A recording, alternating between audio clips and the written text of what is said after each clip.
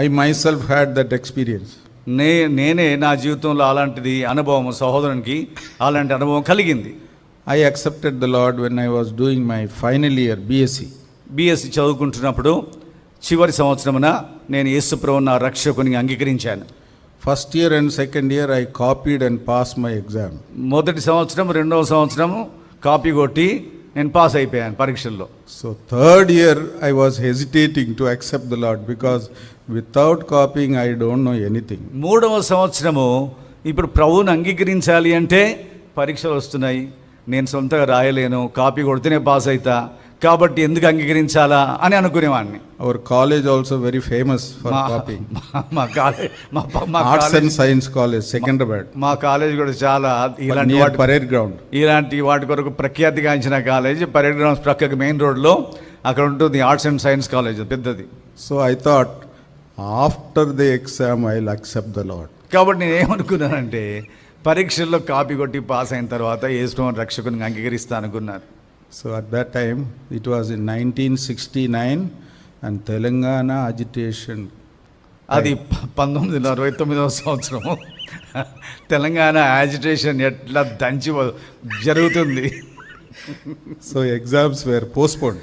ఇంకా పరీక్షలు వాయిదా వేసేశారు. So I was going to the meeting and weeping. Every meeting I was weeping.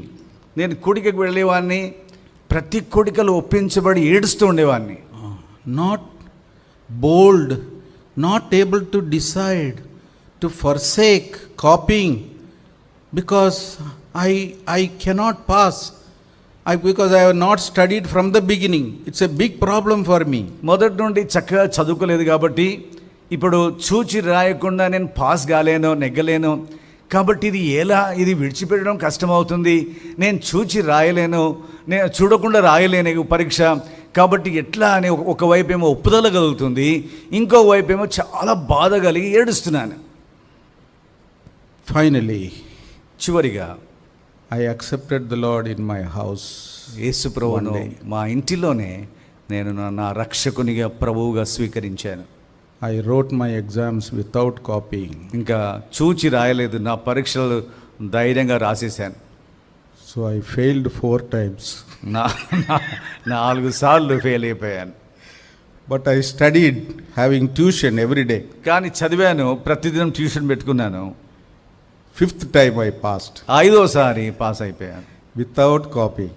ఏ చూచి రాయకుండానే. My father told, if you are so sincere, you can never succeed in this world. ఇంకా మా నాన్నగారు నేను రక్షణ పొందింది నా సాక్ష్యం అవన్నీ విని అంటాడు, నీవు ఇంత పరిశుద్ధంగా పవిత్రంగా జీవించాలనుకుంటే లోకంలో వేస్ట్, నువ్వు బతకలేవురా అని చెప్పేసి. But the heavenly father did not say like that. కానీ పరలోకపు తండ్రి అలా చెప్పలేదు. So it is a struggle. కాబట్టి ప్రభు ద్వారా ఒప్పుకొని తర్వాత పరిశుద్ధమైన జీవితం జీవించడము అది ఎలాంటి ఒక భయమును, ఒక పోరాటాన్ని కలిగిస్తుంది. I waited patiently for the Lord. యెహోవా కొరకు సహనముతో కనిపెట్టుకొంటిని. Rather the Lord waited patiently for me. ఆ నాన్నకి ఆ వైపుగా చూస్తే ఇంకా ఎక్కువ యెహోవా నా రక్షణ కొరకు, నా కొరకు ఆయన కనిపెట్టుకొని ఉండినాడు. I struggled to decide to leave all my wicked ways. నేను తీర్మానించడానికి, నా చెడు జీవితాన్ని విడిచిపెట్టడానికి ఎంతో పోరాటపడి ఎంతో కాలం పట్టింది. I struggled to settle all my matters which was contrary to God and make peace with him. దేవునికి విరోధంగా ఏవేవైతే చేశానో వాటన్నిటినీ కూడా ఒప్పుకొని ఆయనతో సమాధాన పడడానికి ఎంతో పోరాటం కలిగింది. I risked my life నా to live a holy life. నా పరిశుద్ధమైన జీవితం జీవించడానికి నా ప్రాణం పోతే పోని, ప్రభువా నీ కొరకు జీవిస్తాను, పరిశుద్ధంగా జీవిస్తాను అని చివరికి ఆ తీర్మానాలకు వచ్చేసాను. So that is the blessed decision. కాబట్టి అది శ్రేష్టమైన